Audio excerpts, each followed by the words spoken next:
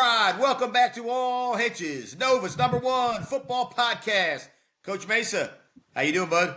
I'm doing all right. We're in 2025, and you and I, obviously, on the behind me, right? All these comic book stuff. There are some great comic book movies coming out, freaking in 2025. I've seen the Captain America one. It's running all over the Captain football America games. one's coming out in 2025. Yeah. I believe the Fantastic Four is coming out this year. Okay. And the new the new Superman is coming out. And I'm a Superman guy. You know I'm a Superman guy. I got nothing behind me right now, but I am a Superman guy. You know that. Oh wait, Love you know Superman. what I have? Hold on. Speaking of Superman, I have Go for it. Hold on. Now we know you're a Wolverine guy. Oh, we know you're I'm a big Wolverine guy, but look at this. You don't just see this on any podcast. You don't see, guys getting up and getting their Superman action figures. That doesn't happen anywhere. That happens here at the Nova Football Podcast, where we talk about everything from football to superheroes. We cover the gambit here. The first ever race of the Flash and Superman. The Superman number. I like it. What number is this? Superman number 199. I used to have that issue. Yeah. So I got one I'll show to you. Yeah. I was actually just going through my old collectibles, football cards, comic books from when I was a kid, from the 70s and 80s. Let me just say this, because now you got me going on. Now you got me thinking about this. I just happened to do this coincidentally, like 3 nights ago. I came up with this box. I was going through stuff in the basement. My wife's like, "What's that box?" I'm like, "Oh, just wait." So I sat down. I started pulling stuff out of the box. I started, Google imaging it, right? And then it'll take you to eBay or something else. Yeah. So you can find. I was pricing stuff. I got junk. Everything we had that we thought was worth, the majority of stuff. Yeah. From the 70s and 80s didn't age well. Well, so hold on. So we assumed that because our dads collected baseball cards, and their baseball cards blew up, right? Yes. So we went and we were like, baseball cards are the way to go. What we didn't realize was it was the toys. I know. It was the toys for us that blew up. Yeah. We didn't know. We didn't take care of those. We were breaking those with fireworks. Yes, we were playing with them. But that is what ended up being the expensive stuff from our generation. It is. It's true. From good Transformers, a Transformer in the box. My good old Jazz over here. Yeah, good old the Jazz. Transformers in the box. Those are worth like $800. Oh, more than that. I mean, you get it graded, right? I mean, freaking believable. Little do we know. And the comics were worth more. The comics are worth a little more than the cards are worth nothing. My athletic cards are worth nothing. And there's some here and there. I don't mean all of them, but like the majority. Don't ever do yourself a favor. Don't ever pull out the '87 Topps set with the wooden border.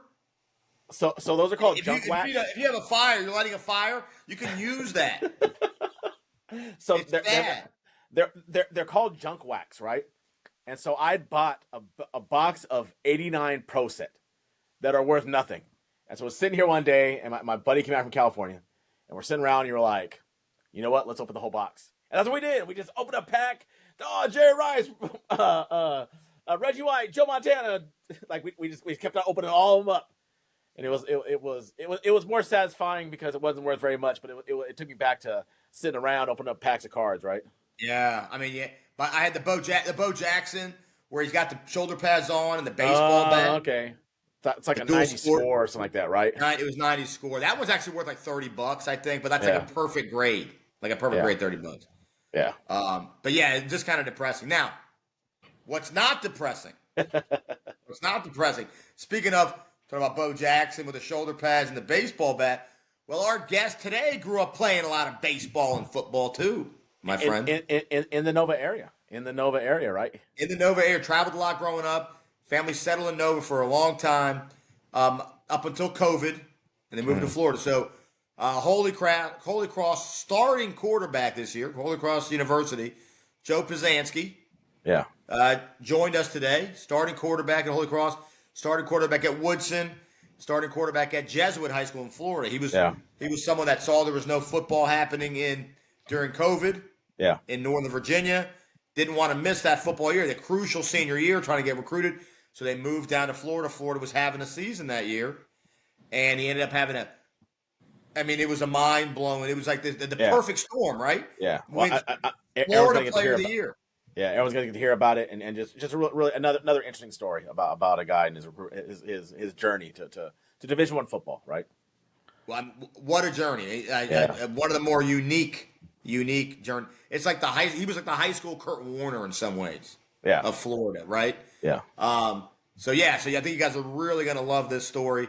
So check it out, and as we bring on Cool Joe Pesansky. All right, well, joining us now, we got Cool Joe Pesansky from Holy Cross, former Nova guy, Florida guy, with a very unique story to tell, and we're happy to have him on. Joe, how you doing, buddy? I'm doing great. Thank you for having me. Of course, man. Of course. Long time coming, buddy. Long time coming. I'm looking forward to this.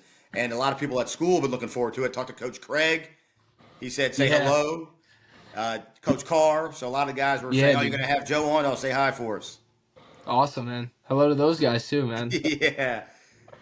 Well, Joe, let's start back. You got a unique story, man. You got a unique story. And that's why I wanted you on here. Because, we're not just having any run-of-the-mill guests on this offseason. We want guys with stories to tell. And I think you are one of them. You have a very unique story to tell. You're one of those, COVID college guys right in the heart of COVID. You went into school. But even before that, let's get into youth. I remember talking to you back in the day, and you started playing football, like in middle school? Yeah, so I played 1 year of football before I got to high school, and it was either 6th or 7th grade. And I was a tight end and an outside linebacker. I think it was 6th grade, and one time I just remember I got hit with a crack block, and I was like, you know what, like, this really isn't for me. And I played a lot of sports growing up.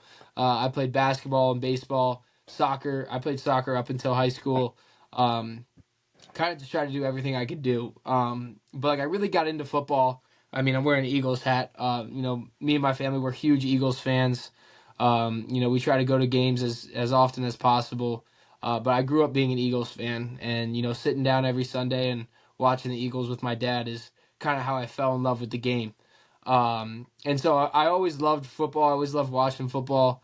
And I decided to play it. I got hit, and I was like, this might just not be for me. But like I said, I always played baseball, basketball, soccer. So I was always an athletic kid. Loved playing football out during recess. It was always a blast. But like I could always throw the ball. And then, at Frost Middle School, they do the weight training program for 8th graders. You go over to the high school and you lift some weights. And I decided to do that just to get, bigger and stronger for basketball and baseball and whatever, sports I was going to go into in high school. And, afterwards, after we lift, we always go out, throw the ball around a little bit, do a little conditioning. And Coach Richter, shout out Coach Richter, he's the one who really, convinced me to play.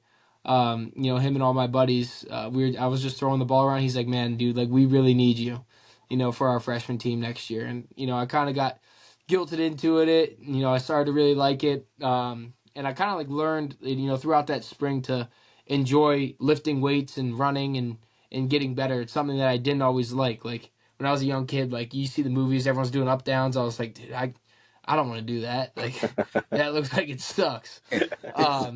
But then I ended up, learning to really, like it and like the team aspect of it. And, you have a bunch of different guys from a bunch of different backgrounds and, you all come together as a team. So it was something that was really special. And so I decided to play football, played football, basketball, baseball my freshman year. And ended up having a good year. I ended up being a, pretty good football player, made my way up to sophomore year. I was going to be the backup quarterback for the varsity team. And then, the craziest moment, probably in my life, we're sitting there. I believe it's our Wednesday or Thursday meeting. I don't know which one because I was scared shitless after, I was told that our senior starting captain quarterback, had just gotten mono. And, me, I was, 15 years old at the time, that I'm starting the game, next week. And, we were supposed to be a lot better this year. There was or not next week, in the next 2 days. And so we were supposed to be a lot better.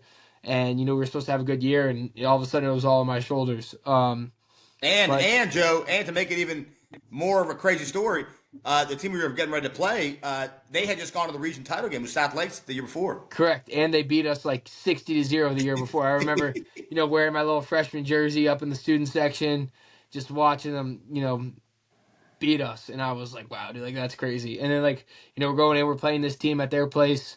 Ended up having a real solid game, through my first career touchdown to, one of my neighborhood buddies, Joey DeBritney. He was my second career touchdown, but same game. And, from then on, I started against Annandale, had a good game there. And then, Jack ended up coming back. And, Jack Fisher, he was, one of the best guys I've ever met in my entire life. He was so supportive, great football player, even better human being. And, he kind of made his way, played really well for a couple games, but then we started to struggle a little bit. And, we were playing Lake Braddock. I got called into the Lake Braddock game after we were down a little bit. We made a little bit run, couldn't quite make the comeback. And then from then on out, we kind of started splitting time a little bit. Ended up, putting together a really good year. Overall winning a couple playoff games, almost won the region title, heartbreaker.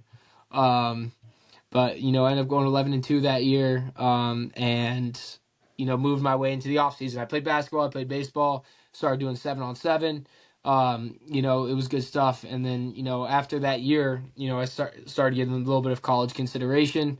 And so, I signed up for a quarterback trainer, started getting a lot better, developing my game. And, after going through that and playing baseball, I decided, football is where I want to be. So I stopped playing baseball, started playing, football full time, dedicated my time there. Went out, we graduated 20 out of our 22 starters that year going into my junior year. So we didn't have a great year, but again, I kind of, just kept falling in love with football and playing the game and, just being a part of a team. And then that season though, you're right, wins and losses, it wasn't great. But I felt like that season, you correct me if I'm wrong, you learned just because the year before, right, we had the good running game and you had, it was such a good team, right? Yep. Whereas that year it was like, all right, we're just going to go and throw it almost every down, and if the line holds up, and a lot of times, unfortunately, it didn't hold up. And you learned, how to take under pressure, shots coming at you, stand up and make throws. And I feel like that was a big step in the progress for you. I don't know, what do you think about that season? Yeah, I credit, a lot to what I've done in my life to that season.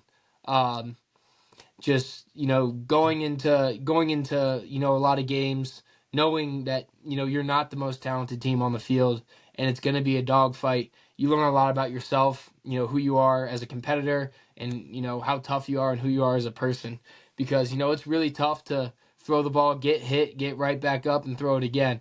But that's something I really learned, especially going into my senior year here.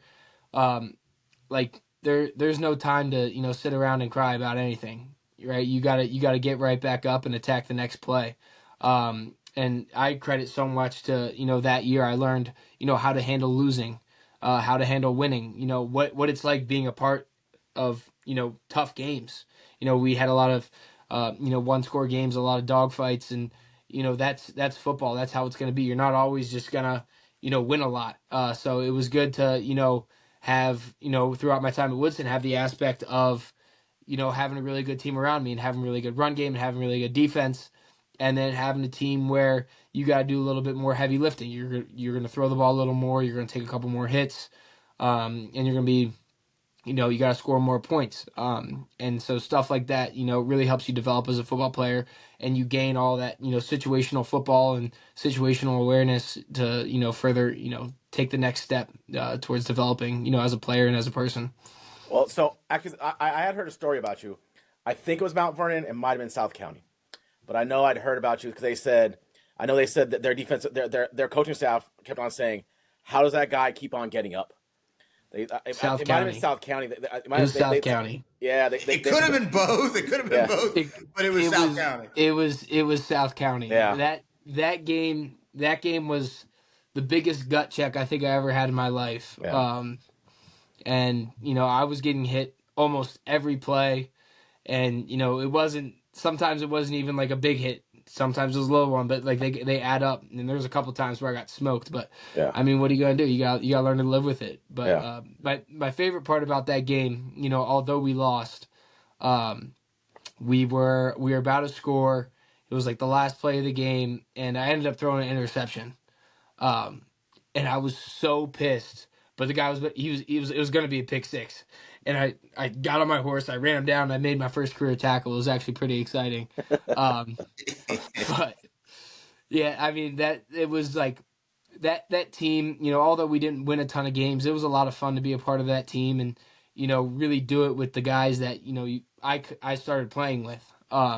Which was really special. I know you go to middle school and high school with those guys, and I played varsity my sophomore year, so I didn't really get to play with a lot of those guys, that year, and being able to play with those guys and run around and score touchdowns and celebrate the lows and the highs. It was really special stuff. Awesome. Yeah, that was I remember that game, and I remember them saying that. And you've heard me say it, Macy. You've heard Coach VA say it. People were like, "How's he getting up?" It was like Rocky when Drago's in the corner and Drago's like, "He's made of iron." And as a Philly guy, you appreciate that. You were like Rocky in the corner. Yeah, I mean, I grew up. We always watched the Rocky movies. It's built in. That's half my talking. You guys look behind me, Joe. Come on now. Can you see it? I got this Rocky and Apollo, the painting, the famous painting picture. That's sick. Half the stuff I talk about here is the Rocky movies. There you go. But so I want to ask you. So it sounds like you did not specialize when you were a kid. Like you played all sports. Do you think that really helped your development as an athlete? Just playing multiple sports and yeah. Yeah, I think everybody should. I know, one day, when I have my kids, I'm gonna make them play everything. Especially with, how, specialized, like you said, like specialized things are. It's not just playing football anymore. Right. It's you're playing football, you're, going to a quarterback coach or a receiver coach, and you're doing one sport all year round. Like there's something special to be said about, a guy who's, got multiple talents and you play multiple sports. You learn, how to deal with different situations and, use your body differently. And, I credit a lot of my ability to play quarterback from playing basketball and baseball. I mean, my arm came from playing baseball and basketball. Like you spend so much time on your feet playing defense, right? And that's like being in the pocket. Like you're maneuvering, right? You need a little jab step, quick step. Like I wasn't always the fastest guy, but I had a nice first step. That's, that's really, but, and I always played soccer. I learned to kick. I kicked a couple extra points and punted. Yeah, he punted some for us. He did. Yeah. But yeah, I think everybody should. I look back at, my career, my athletic career, and I'm like, like would I do things differently? And I really wouldn't. And like, there's something to be said. Like maybe if I started playing quarterback in, 7th grade and got a quarterback trainer and, did all this, maybe I would have opened up, a lot more opportunities for myself when it came to football. But then you're sacrificing, what you learned in basketball and baseball and those bonds and those friendships. Basketball was always my favorite sport growing up. And you can ask Coach Craig and Coach Carr. I always loved playing basketball, loved playing for those guys. Still played through my senior year. I ended up stopping baseball just because it was too much on the arm, throwing and playing a baseball game Friday and Saturday, then going 7-on-7 Sunday. But yeah, I think it's something that you should learn to do. You get put in a whole bunch of different situations. You're on good teams, you're on bad teams. You learn how to build relationships, and you become more athletic, in my opinion. Yeah. But there is something to be said about specialization. I think there's a time and a place. But I think it's really important to understand balance and knowing when it's time to start specializing and, when it's time to, be a kid and go out and have fun and, play sports with your friends. Yeah. I mean, because like soccer in particular, right? You're working with your footwork all the time. I'd imagine, Yeah. getting quick feet. And then basketball, your hand on the ball, things are in constant motion. You're trying to find guys off the cut. You're trying to anticipate all that stuff. I mean, all these things, especially a quarterback, like directly relate to what you're doing now, right? At a high level. Yeah. And like the big thing I learned by playing basketball is like, backdoor cut defenders looking at his guy. He can't see the ball. You pass him the ball. It's the same thing in football. Defenders got his back to you. Guys running, like a seam over the middle or, something like that. Go ball, back shoulder. Like it all translates in some way, shape, or form. Yeah. So you go to Tampa. And Yep. from Virginia, I know it's probably really tough. I mean, senior year with guys you've been playing with the whole time, really tough scenario right there. Kind of. Yep. Yeah, I'm sure you were getting ready for your senior year, but unfortunately, COVID happened. Yep. So you got to go to Florida. Did you see a big difference I mean, in the, I don't want to say level of play, but just kind of different kind of style of ball out there in Florida as opposed to being in Virginia. Yeah, I mean it's completely different football. The linemen aren't as big, and everybody's fast. Yeah. Like everybody's fast. D line's fast. Your receivers are fast. The DBs are fast, and I'd say that kind of helped me when I got to college. Thankfully the school I landed at down there, we were a powerhouse. We had a bunch of guys who signed to go to Division One. We won 4 straight region titles, made it to the semifinals for 4 straight years, and then they won a state championship the year after I left. But just being down there and getting that experience, it was a completely different game, and I played in a different offense. It was more similar to my sophomore year where we had a good run game. And my coach, my offensive coordinator, Coach Serena, he was a smart guy. We started running, not complicated, but a little bit more complicated pass game stuff. And I was able to develop my game and, kind of get in the spotlight, down there, which is a little bit tougher in Virginia. But when a guy's playing really well in Florida, it's tough not to hear about him. Yeah. Yeah. I mean, so as you as you make that transition, now that was something that you had talked to. I mean, they knew they were getting a big gun, or did they not know? Did you show up there and they were like, "Oh man, I can't believe this guy's arm"? How did that kind of work out? Yeah, so the way, like when we found out that we had to move to Florida, obviously it was tough. But my mom, right away started emailing schools, "Hey, we're moving down to Florida. My son plays quarterback. He wants to join the football team." And she emailed like 5 or 6 schools in the Tampa area, and Jesuit was the only one that got back to her. So that ended up working out. Coach Thompson, he's still there. He loved my film. He was like, how does this guy end up here? And they needed a quarterback. Their quarterback who ended up going to Ball State, he had transferred out.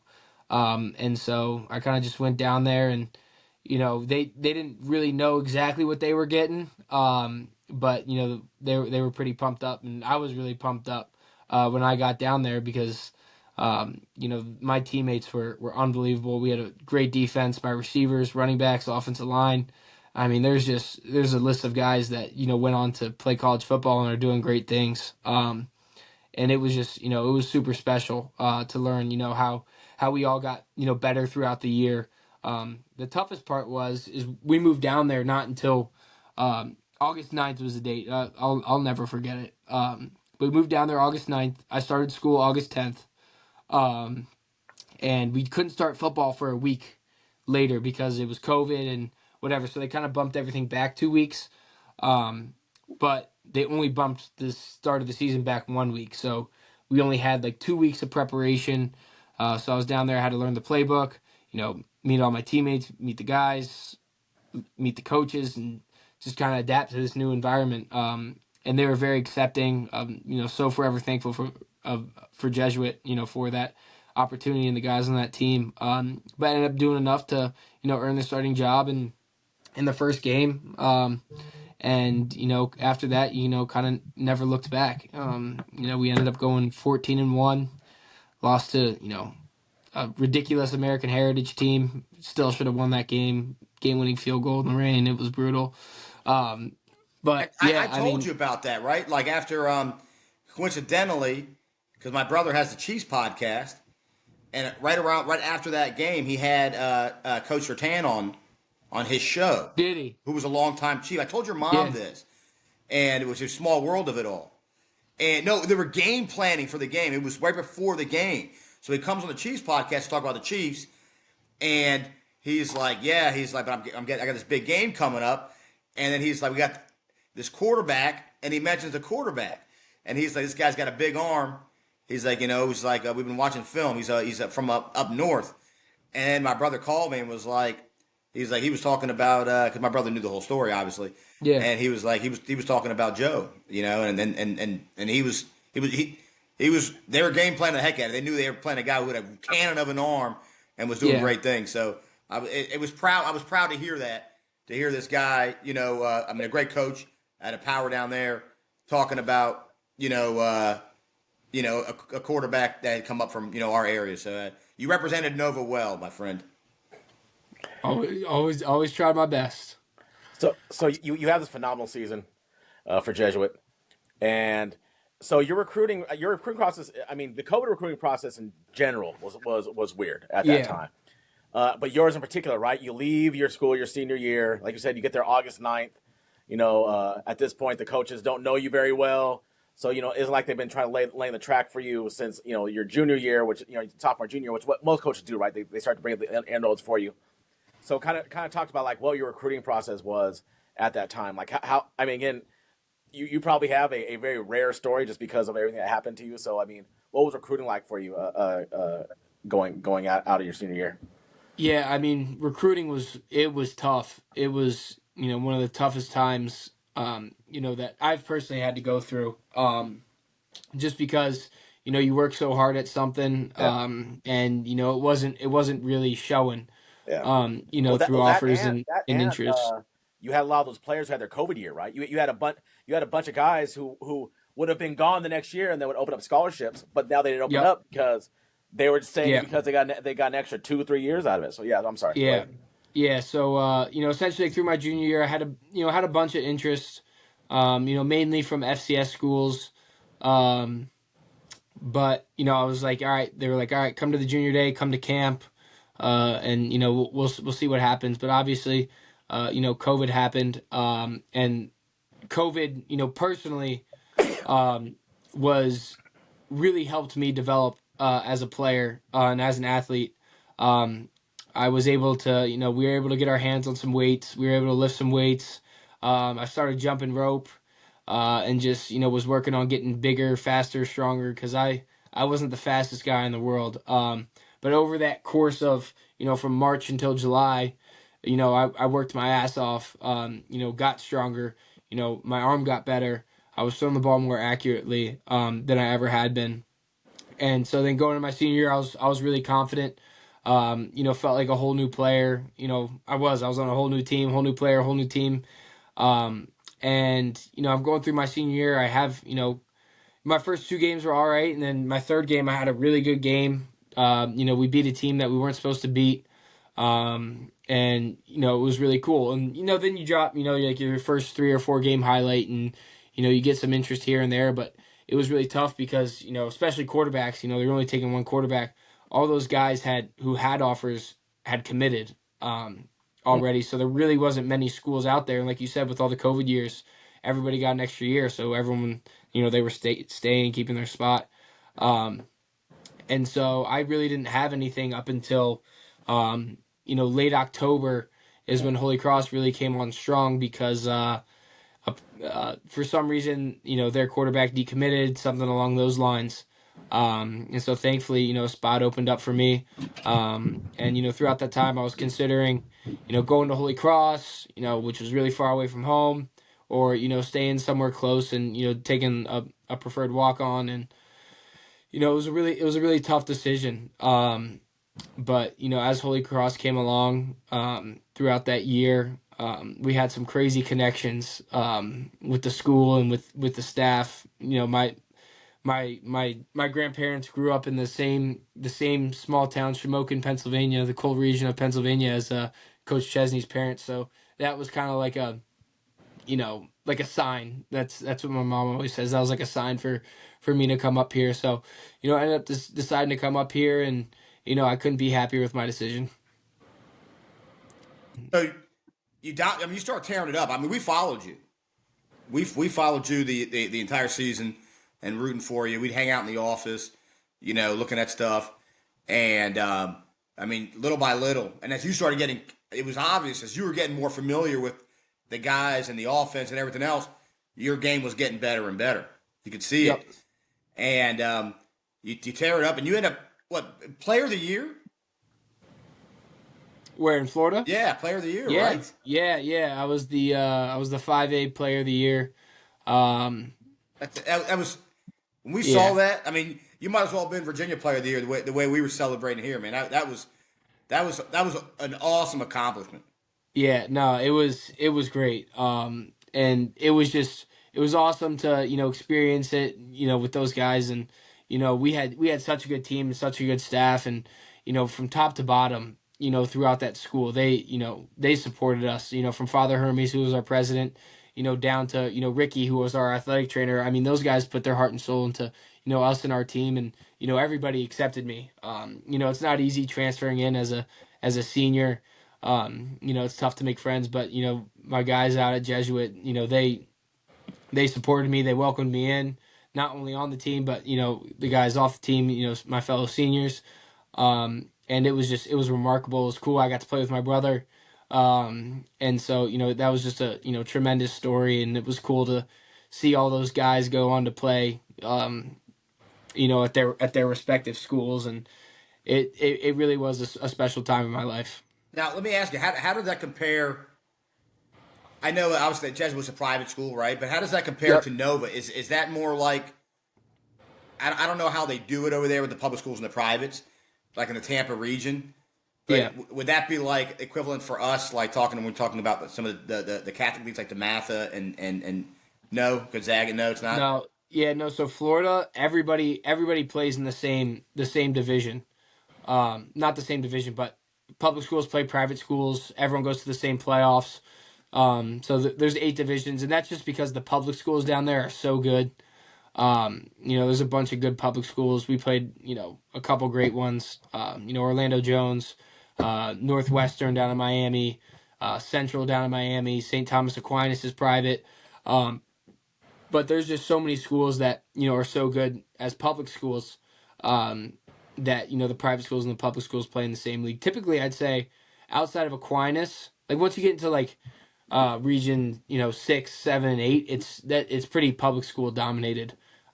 Those lower regions are better for private schools because you got less kids and stuff like Right. that. But because we were an all boys school, we only had 800 kids, but you double it to account for girls and stuff like that. So we ended up playing. I think we were 5A, so we played a bunch of public schools. American Heritage was a private school. Um, but yeah, it's pretty similar. Yeah, that's outstanding, man. Right, player of the year. That's a big trophy. That's a bigger trophy than my fantasy football trophy, probably. No, it's just a plaque. It's a Just a plaque. plaque. Yeah, the Florida Dairy Farmers Association 5A Player of the Year. It's actually really funny. Like when I got it, I was just like they got it in the mail. And they took me out of basketball practice. So like I'm sitting there and I was going through a period of time where, well, like I moved down to Florida, so I didn't know where to get my haircut. Like I didn't quite yet trust a new guy. So like I'm at a basketball practice, my hair is all poofy, it's super long, and like I'm sitting there in my basketball uniform, like with the plaque, and they posted on Twitter, and my friends all made fun of me, but yeah, That, it's good stuff. that's hilarious. That's awesome. Yeah. Uh, so you're in there, and then you're at Holy Cross.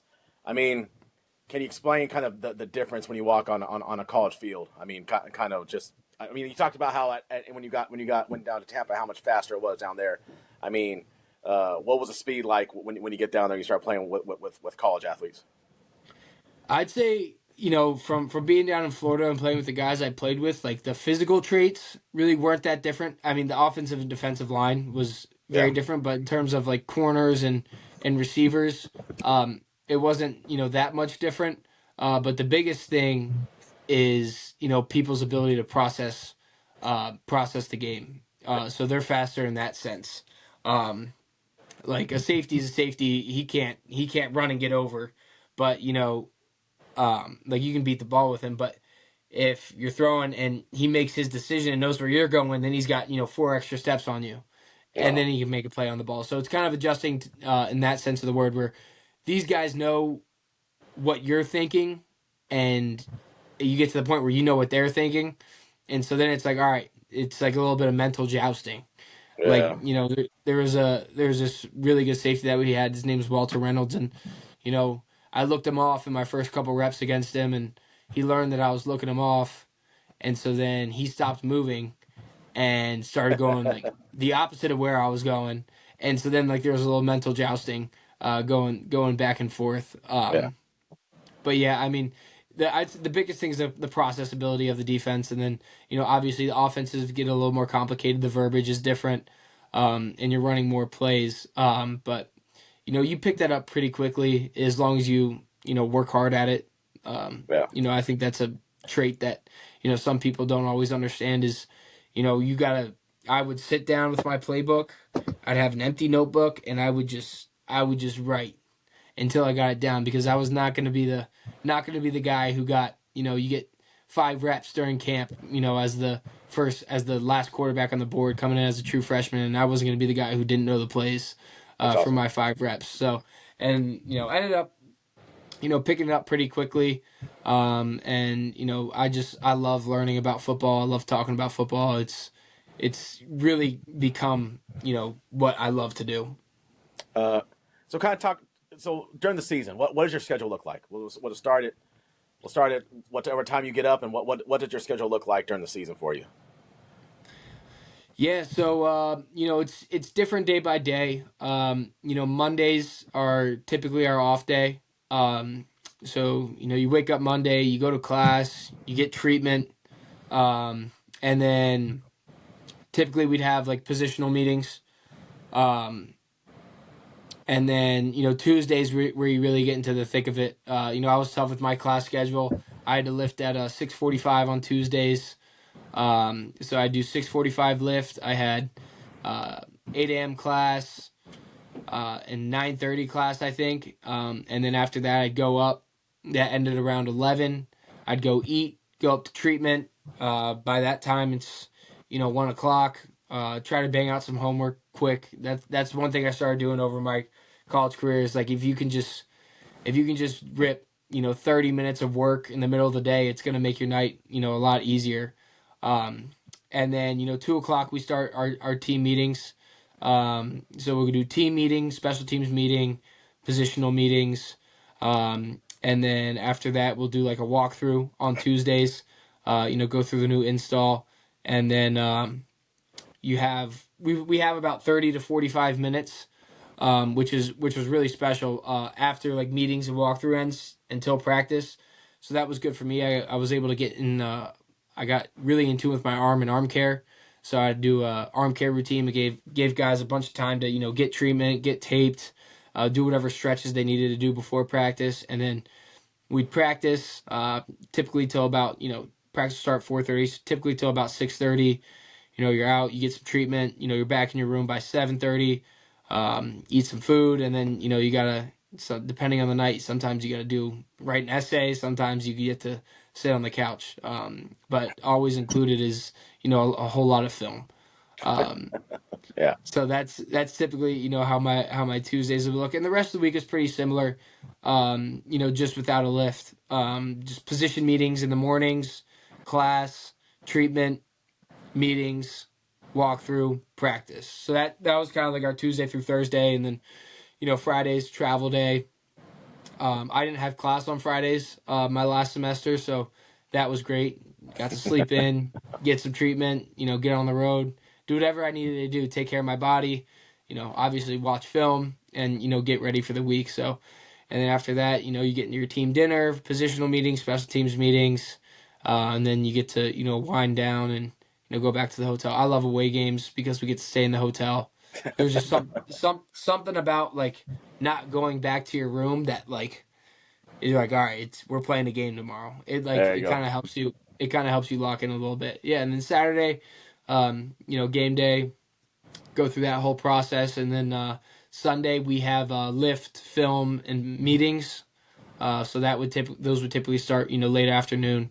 We get into that, and then you roll, and then you do it all over again. So it's not easy. But if it was easy, everybody would do it. But I think it really helps you, learn how to live life and do things that you don't want to do. Yeah, I think it's good. I think for sharing it, because I think a lot of guys think college football is just like high school football, right? They go class for a little while, screw around, show up for practice at 3. They're done by 5:30, and then go screw around some more. As opposed to being like, no, this is a lot. Like it's a commitment. Yep. I think one of the coaches has said it. Especially when you get to college, like you gotta love it, right? You gotta love the grind. You gotta love football in order for it to work for you. Because if not, then it just becomes monotonous, and you're just gonna be miserable all the time.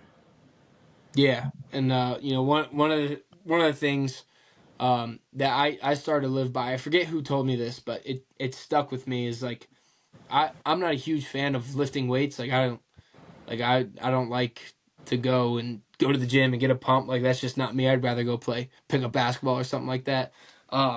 But I learned to love to get better. And that's kind of like the philosophy I live by is, I might not lifting weights, but I love getting better. Therefore I love lifting weights. So it was stuff like I don't love running, but I love getting better. So I'm gonna learn to love to run. And same thing with meetings. I mean, it applies to everything.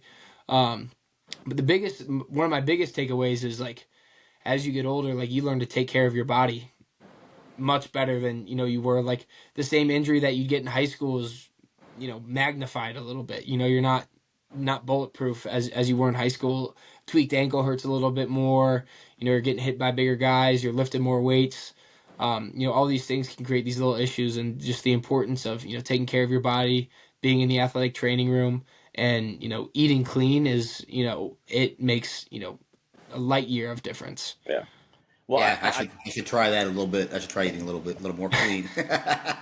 Well, I think you're just talking about lifting weights too. It's not just about getting stronger but it's also preparing your body for the punishment of the season, right? I mean, if you didn't lift weights, I mean, in playing the quarterback position, I'm sure if you didn't make sure that your body was prepared to take those shots, like you'd last about 2 games, and then it'd be a wrap for you. Yeah, and like I mean, the way I look at it, like you never know. Like maybe it's 4th and 1 or 4th and 3, and you scramble, and you're gonna meet a guy a yard before the first down, and you drive your feet and you get the first down. Like that's that weight room. Like, and that it could literally be one play, and as everyone knows, it's a game of inches. Yeah. And so all those little reps matter. Taking care of your body matters. Preparing your body to take hits and be faster and be stronger. It all contributes to everything has a purpose, and everything's purpose is to help you win football games. So the quicker you learn to, trust the process and live by the process, the quicker, you'll be able to, love the game and love everything about it. It's awesome. Yeah, I'm glad you guys, talking about that. I'm glad, to hear. It doesn't surprise me that you're, the grinder that you always were, man, and the hard worker, because doesn't shock me one bit. And a lot of our audience, I think they need to hear, to Mesa's point, we have a lot of parents, a lot of student athletes that, want to or think they want to, play college ball.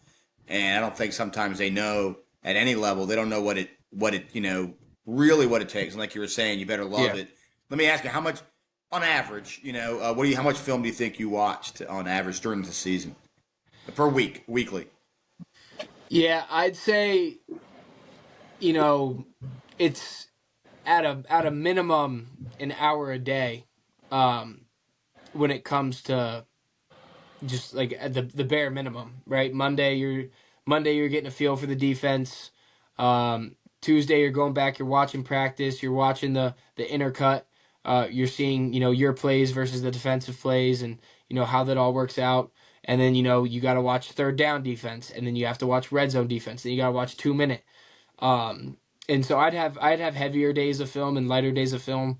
Just depending on the familiarity of the defense and my familiarity with the schemes. But I'd say easily 10 hours a week.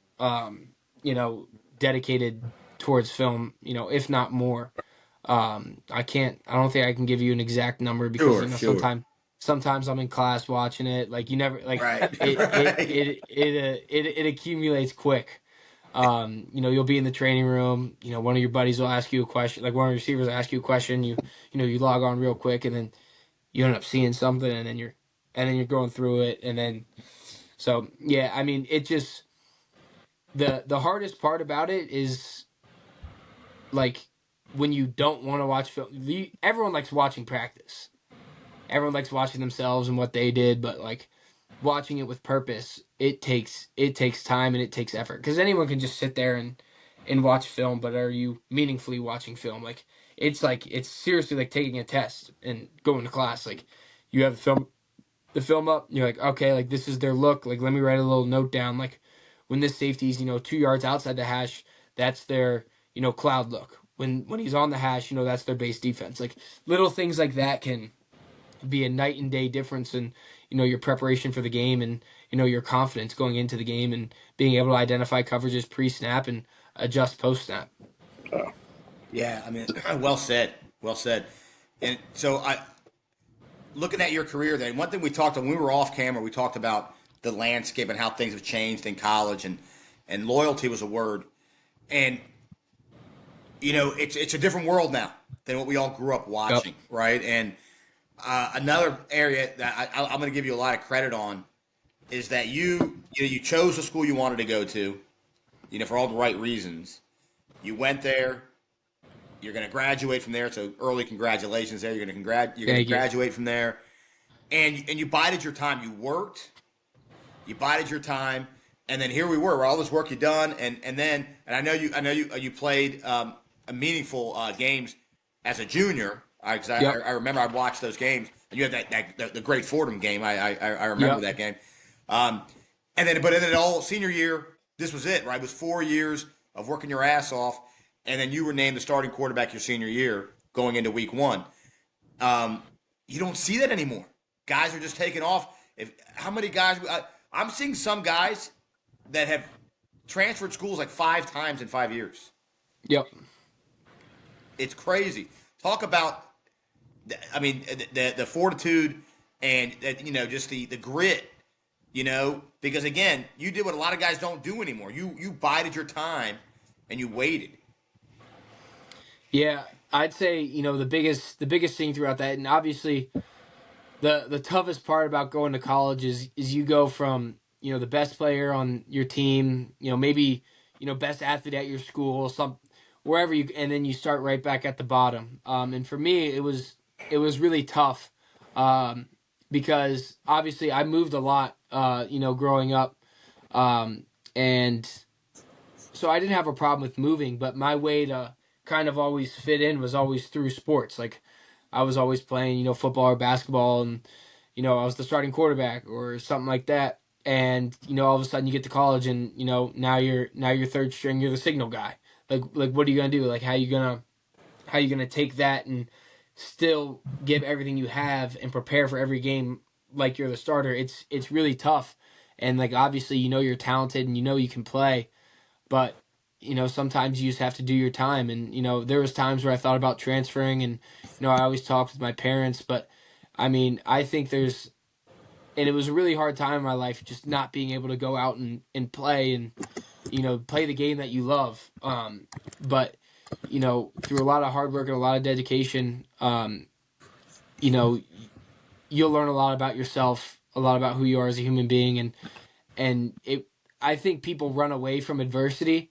I've learned to like run to adversity. And that's because I mean when life hits you, you can't just run away.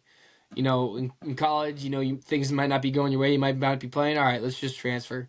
That doesn't happen in real life. So I think you got to practice that trait and learn. But the biggest thing that I learned was to just be ready for any opportunity, anytime. I prepared for every single game like I was going to be the starter from my first game freshman year up until my last game senior year. And there was actually a point in time where my roommate Jordan, he was All American running back his junior year. Fortunately, suffered a season-ending injury pretty early on this year. But he was like, "Dude, how do you do it? Like, how do you keep working when you're not going to play?" And I was like, like you never know, man. Like if I were to go in and the game would be on my shoulders and I wasn't ready, that would be like the worst day of my life. And then a couple weeks later, I got my opportunity and I made the most of it.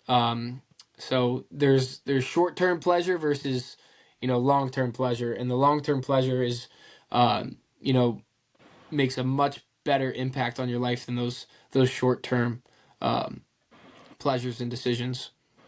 Yeah, yeah. You That's you awesome. you earned every bit of it, man. I'm proud of you. The time you put in there, grinding from Nova to Florida, and then to Holy Cross, man. So, Joe, congratulations on all your accomplishments, buddy. Thank you, I really appreciate it. And what's the degree in? What are you graduating in May with? What? I'm a political science major. Oh Um, man, running for president, huh? we'll see. We'll see. Clean this mess up. Get in there and clean this mess up. Yeah, we'll see. I don't know. I don't know. I got options. So Yeah, maybe I'll find out. But one thing's for sure, and I wanna be in the world of football as long as possible. So awesome. Hey, you're always welcome back in Nova. You got a home back in Fairfax. You know that, buddy. yeah, absolutely. Well, hey, Joe, it's been great having you, man. Keep on doing your thing. Let us know if you hear any news, because if you decide to do that extra year, someone's getting a freaking a role model in that quarterback room. They're getting a guy with a cannon arm. They're getting a smart guy. So you're going to be, an addition to whatever room you end up, settling on for that last year. All right, thank you. I really appreciate it. Yeah, of Yeah, course, man. thanks, All thanks, right, Joe. Joe. We'll talk soon, buddy. Yeah, awesome. Thank you guys for having me. All right, See you, take man. care, bud. Yep, have a good one. You too. All right. Well, outstanding interview. That was inspiring. I'm ready to go It work was. out. It was. So the year I came was the year he left. I came during COVID, and he left during COVID. And I'd heard what a solid. All the coaches who knew him talked about what an amazing individual he was. I mean, obviously they talked about his arm talent. Division One quarterback. But they said just kind of what an amazing person he was. And I mean that. I don't know how you walk away not being like that guy could date my daughter, right? Yeah, yeah. He was, like we said, we call him Cool Joe, man. I mean, he stepped up when you needed him to, right? He talked about sophomore year and leading a team to the region title game. A team they led the region title game with no collegiate players on that team. Yeah. You tell me, and we have a big Nova audience here, right? As we all know. Tell me the last time that anyone can tell me a team that you could say, and I know if Coach Overton's watching, sorry, but you could say should have won the region title. That Woodson should have beaten Freedom that year, in my opinion. But a team that would have or could have or should have, either way, but was in the region title game in a nail biter that had no college players on that team. Yeah. I mean, other than him, right? He's the only one. But he was a sophomore, so he was Yeah. 3 years away. Yeah. Usually, you're talking about the senior team that does that well. Oh, You're yeah, talking about I got you. either blue chippers, Yeah. right, or a bunch of guys that all played like Division two ball, Division three ball, right? A bunch of this had none of that, Yeah. and that's just rare. I think it's got to be rare. Oh, for sure. But he kind of led them, to that. Did it and just a winner. Did it in Florida, and then Holy Cross. If you ever have a chance, watch the highlights of that Fordham game his junior year when he led Holy Cross to a freaking crazy game and win. Just a good dude, good quarterback, great guy, great family, all that stuff. So awesome having him on the show. Represented Nova well. Yeah. Definitely represented us well. Great interview. Yeah. Great Yeah, interview. Great kid. That kid. I know I joked at the end about being president, but that kid's gonna go on to do something, right? That kid's Yeah. he's Yeah. gonna go on to do something. If he might just choose to just be a coach because you heard him Yeah. say he wants to be around football, and someone's going to get a hell of a coach too. Yeah. We'll see what the future holds for him. Yeah, heck yeah. Maybe future Eagles head coach right there. Right there. All right. Well, it's been fun. Another good one. Another Yeah. good one, coach. Yep. Yeah. All right. Well, from all Hitches, Dash and Mesa, we'll see you next time. See ya.